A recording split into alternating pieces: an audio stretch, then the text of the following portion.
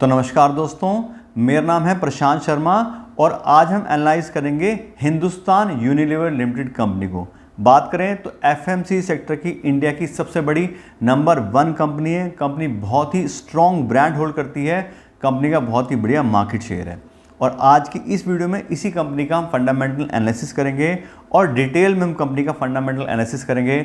सबसे पहले कंपनी का हम पूरा बिजनेस प्रोफाइल चेक करेंगे, उसके बाद में हम कंपनी के पिछले 5 साल के फाइनेंशियल चेक करेंगे, जिससे हमें कंपनी के रेवेन्यू और प्रॉफिट ग्रोथ के बारे में अच्छे से नॉलेज मिल सके। और लास्ट में हम कंपनी की वैल्यूएशन करेंगे कि आज की डेट में कंपनी का जो शेयर प्राइस चल रहा है उसकी अर्निंग के हिसाब से हमें सस्ते शेयर मिल रहे हैं या फिर महंगे शेयर मिल रहे हैं। यानी कि अगर हम आज की डेट में अपना पैसा इस कंपनी इन्वेस्ट करना चाह रहे हैं तो क्या ये सही समय अपना पैसा इन्वेस्ट करने के लिए या फिर अभी हमें अपना पैसा होल्ड करना चाहिए, इस बारे में आज की इस वीडियो में बात करेंगे। और अब हम बात करते हैं अपनी कंपनी हिंदुस्तान यूनिलीवर लिमिटेड के बारे में। जैसे मैंने आपको बताया, कंपनी एफएमसीजी सेक्टर में काम करती है और नंबर 1 कंपनी है एफएम सेक्टर की इंडिया के अंदर। कंपनी का ज़्यादातर बिजनेस इंडिया के अंदर ही है। बात करें तो 96% कंपनी को रेवेन्यू जो है वो इंडियन बिजनेस से ही आता है। कौन कौन सेगमेंट में कंपनी मेनली काम करती है तो उसमें है home care, beauty and personal care, food and refreshment segment. In 3 segment mainly काम करती है और बहुत ही ज़बरदस्त 50 से ज़्यादा ब्रांड्स कंपनी होल्ड करती है। बात करें कंपनी के ब्रांड्स की तो आधे घंटे की अलग से वीडियो बन सकती है अगर हम कंपनी के ब्रांड्स के बारे में डिटेल बात कर लेंगे, तो उसी के बारे में आज हम बात करेंगे। बात करें तो कंपनी की ऑल ओवर इंडिया प्रेजेंस है, पूरे पैन इंडिया में कंपनी का डिस्ट्रीब्यूशन नेटवर्क है, पैन इंडिया में कंपनी की मैन्युफैक्चरिंग फैसिलिटीज़ हैं, बहुत ही पुरानी और स्ट्रॉन्ग कंपनी है। बात करें डिटेल में कंपनी के बिजनेस सेगमेंट की तो सबसे पहले बात करते हैं beauty and personal care segment की। यहाँ से कंपनी को 42% के आसपास का रेवेन्यू आता है और सबसे ज़्यादा प्रॉफिटेबल सेगमेंट है कंपनी का। यहाँ से कंपनी को 29% का मार्जिन आता है, काफ़ी अच्छा और बढ़िया प्रॉफिट कंपनी को ये बिजनेस सेगमेंट कमा के देता है। बात करें कौन कौन से ब्रांड कंपनी इस सेगमेंट होल्ड करती है और कौन कौन से टाइप के प्रोडक्ट बनाती है, तो कंपनी इसमें से बात की ब्यूटी एंड पर्सनल केयर के प्रोडक्ट बनाती है तो उसमें स्किन क्लिनजिंग की कंपनी ब्रांड होल्ड करती है। उसमें डव है, Lifebuoy, Lux, Pears, Liril, Hamam, Lever Ayush. जैसे बात की थी, कंपनी बहुत सारे ब्रांड होल्ड करती है और काफ़ी सारे ब्रांड तो ऐसे हैं जो मुझे लगता है कंपटीशन के हैं, लेकिन सारे सारे इसी कंपनी के ब्रांड हैं जो अलग अलग सेगमेंट में, कुछ लो प्राइस में, कुछ प्रीमियम के, उस हिसाब से कंपनी प्रोडक्ट इसमें रखती है। फिर बात करें ओरल केयर की तो उसमें पेप्सोडेंट है, क्लोजअप है, लीवर आयुष के जो भी टूथपेस्ट वगैरह आते हैं वो सब इसी कंपनी से। बात की थी क्लोजअप और पेप्सोडेंट, देखने में लगता है कि अलग अलग कंपनी की चीज़ होंगी, लेकिन सारे के सारे जो ब्रांड और प्रोडक्ट्स हैं वो इसी कंपनी के हैं, काफ़ी अच्छा इसलिए कंपनी का मार्केट शेयर है। फिर बात करें हेयर केयर में तो Tresemme, Dove, Indulekha, Lever Ayush, इनके जितने प्रोडक्ट्स आते हैं वो भी इसी कंपनी के हैं। ऐसी स्किन केयर की बात करें तो फेयर एंड लवली आता था, अब उसका नाम होगा ग्लो एंड लवली, वो भी इसी कंपनी का प्रोडक्ट है। पॉन्ड्स के जितने प्रोडक्ट आते हैं वो भी इसी के हैं। वैसलीन, लैक्मे और लीवर आयुष, इन सब के जो भी स्किन केयर के प्रोडक्ट्स आते हैं ये सारे यही कंपनी बनाती है।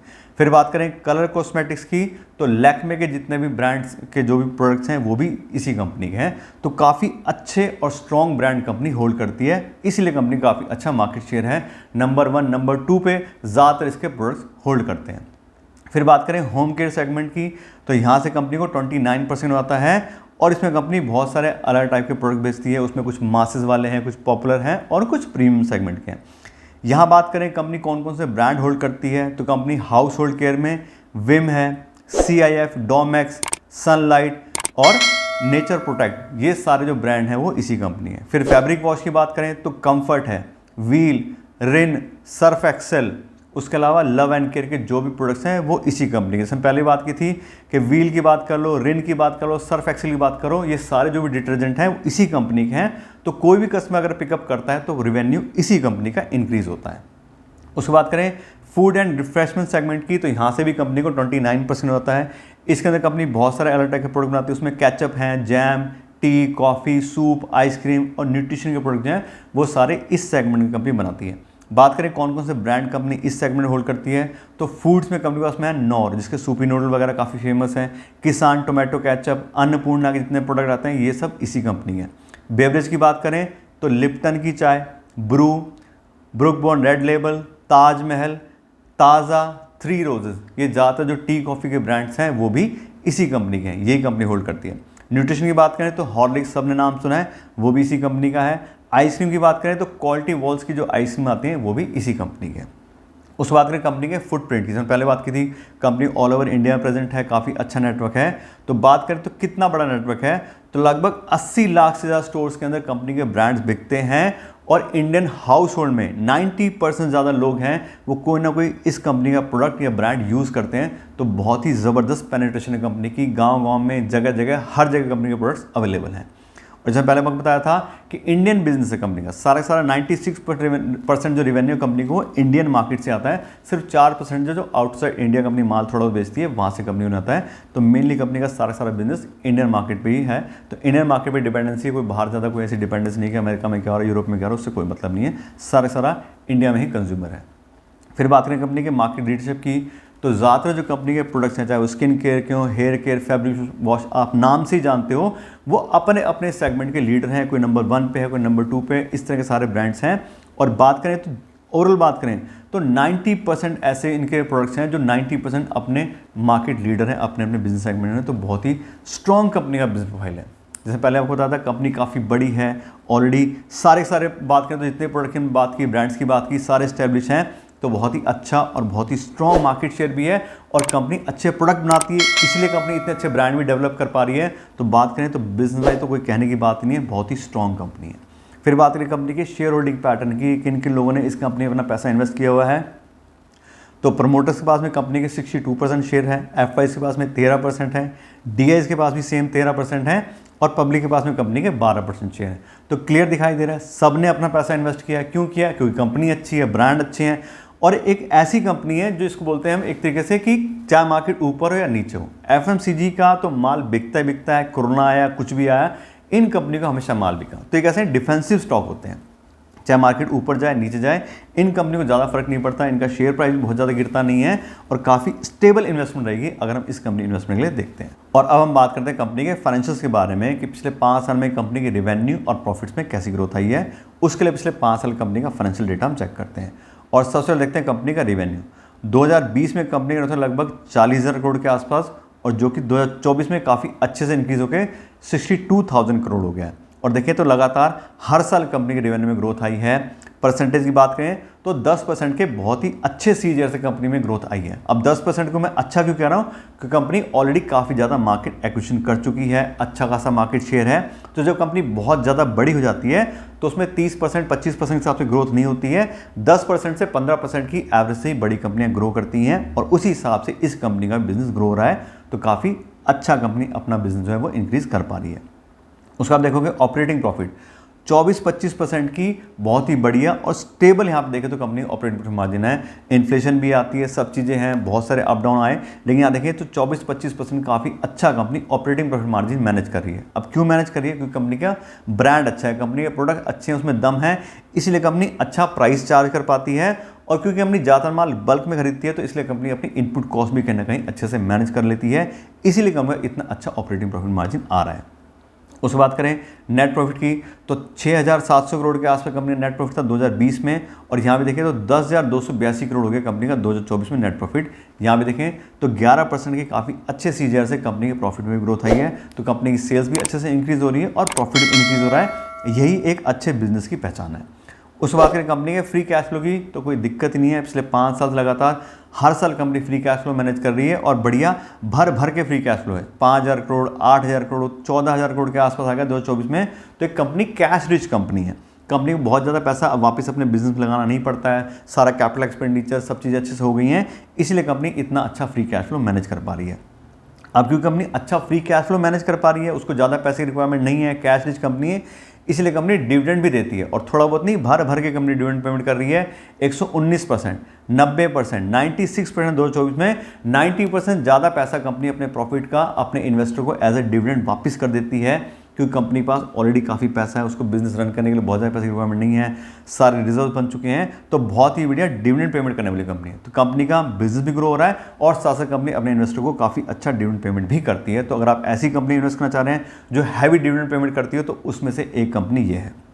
उसके बाद करें कंपनी के डेट बाय इक्विटी रेशियो की कि कंपनी ने कितना पैसा लोन लिया हुआ है और अपना कितना पैसा है। तो कंपनी का डेट बाय इक्विटी रेशियो रहा है 0.03, लगभग जीरो के बराबर। कोई खास लोन कंपनी के पास है ही नहीं, कोई पैसे वापस करने की टेंशन नहीं है, कोई इंटरेस्ट का बर्डन नहीं है, सारा का सारा अपना पैसा है। तो कंपनी का कैपिटल स्ट्रक्चर बहुत ही बढ़िया है।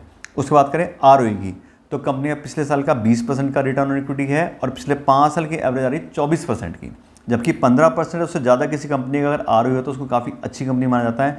यहाँ देखें तो पिछले साल भी 20% और पिछले 5 साल की भी 24% की एवरेज है, तो बहुत ही बढ़िया कंपनी रिटर्न जनरेट कर रही है अपने इन्वेस्टर के पैसे पे, ये डेटा हमें बता रहा है।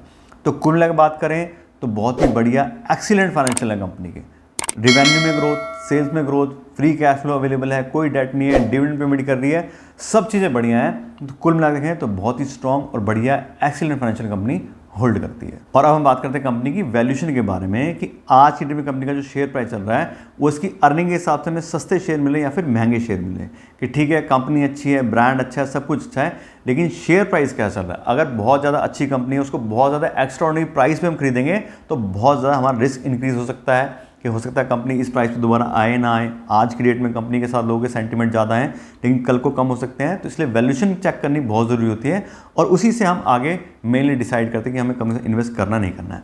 और मैं आपको बता दूं, इस तरह की कंपनी को वैल्यूएशन करने के लिए मैं यूज़ करता हूँ डिस्काउंटेड कैश फ्लो एनालिसिस। उसके अंदर कंपनी को फ्री कैश फ्लो का वैल्यू करते हैं कि कंपनी कितना फ्री कैश फ्लो जनरेट कर रही है, उसके हिसाब से इसकी कितनी वैल्यू बनती है। और यहाँ पे हमने कंपनी के फ्री कैश फ्लो का डेटा चेक किया था, तो 2022 में कंपनी का था 7,820 करोड़ रुपया, 2023 में 8,799 करोड़, 2024 में 13,992 करोड़, यानी कि 14,000 करोड़ के आसपास। तो बात करें तो कंपनी के 3 साल के फ्री कैश फ्लो में डिफरेंस आ रहा है, तो जैसे 3 साल कंपनी के फ्री कैश फ्लो की हम एवरेज ले लेते हैं और जैसे 3 साल कंपनी फ्री कैश फ्लो की एवरेज है 10,000 करोड़ रुपये, यानी कि HUL कंपनी लगभग 10,000 करोड़ पे हर साल फ्री कैश फ्लो जनरेट करती है।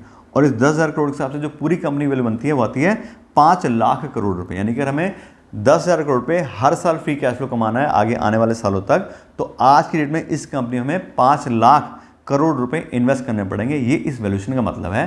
तो 5 लाख करोड़ रुपए कैसी होगी, पूरी कंपनी की वैल्यू होगी। अब इसको नंबर ऑफ शेयर से हम डिवाइड करेंगे तो पर शेयर की फेयर वैल्यू निकल के आएगी, और अभी जो कंपनी की फेयर वैल्यू आ रही है वो है 2,130 रुपये पर इक्विटी शेयर, यानी कि 2,130 रुपये पर इक्विटी शेयर के हिसाब से अगर हम हिंदुस्तान यूनिलीवर में इन्वेस्ट करेंगे तो कंपनी को फेयर प्राइस पे खरीदेंगे कि ठीक है कंपनी इतना फ्री कैश फ्लो जनरेट करती है, उसके हिसाब से इसकी इतनी वैल्यू बनती है। तो ये तो गया हमारे हिसाब से फेयर वैल्यू।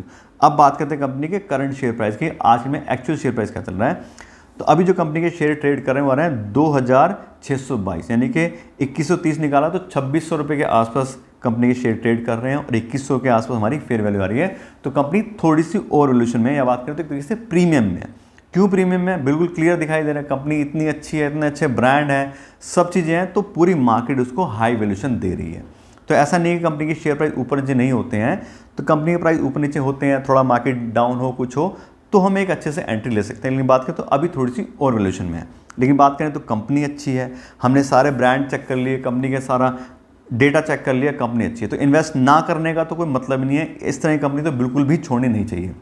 बाकी रही बात प्राइस की, तो प्राइस एक बार आप अपने हिसाब से देख सकते हो, आपको अगर ये प्राइस ठीक लग रहा है तो इस पर इन्वेस्ट कर सकते हो, अगर आप थोड़ा प्राइस करेक्शन के लिए वेट करना चाहते हो तो उसके लिए आप देख सकते हो। लेकिन बात करें तो कंपनी बढ़िया है, छोड़नी नहीं है, अच्छे से इन्वेस्टमेंट करके रखना है और लाइफ टाइम इसको होल्ड कर सकते हो आप, कोई दिक्कत नहीं है। इसको बहुत मुश्किल है कि कोई जल्दी से कंपनी टक्कर देने वाली है, बहुत ही बढ़िया कंपनी है, अच्छे ब्रांड है, आप कहने खुद भी इसको यूज़ करते हो, इसमें कोई कहने वाली बात ही नहीं है।